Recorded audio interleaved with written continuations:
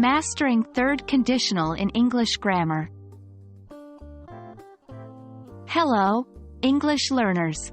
Today, we're going to explore an important aspect of English grammar, the third conditional. This can really help make your English more sophisticated, especially when discussing hypothetical situations in the past. So, what is the third conditional? Well, the third conditional is used to talk about a condition in the past that did not happen. This condition is completely hypothetical. It did not occur, but we're imagining what might have happened if it had. The third conditional structure is, if plus past perfect, would plus have plus past participle. For instance, if I had studied harder, I would have passed the exam. In this sentence, the speaker did not study hard, and therefore, did not pass the exam. The speaker is expressing a regret about the past, a hypothetical situation.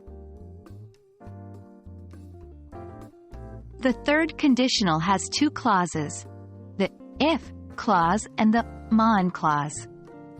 The if clause uses the past perfect, had plus past participle, and the mon clause uses would have plus past participle. For example, in the sentence, if she had woken up early, she would have caught the train.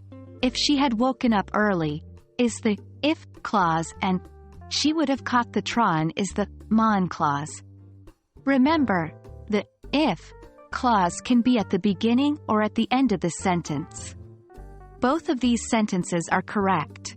If I had studied harder, I would have passed the exam. I would have passed the exam if I had studied harder.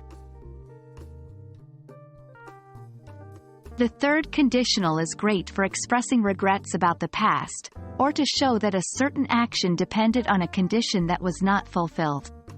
It allows us to express what we would have done differently or how things could have turned out if the past was different. For instance, if he had been careful, he wouldn't have slipped. Here, the speaker implies that he was not careful and therefore, he slipped. And there we have it. The third conditional allows us to discuss hypothetical scenarios and express regrets about the past. Keep practicing to make this structure a natural part of your English conversations. I hope this video has been helpful, and remember, practice makes perfect.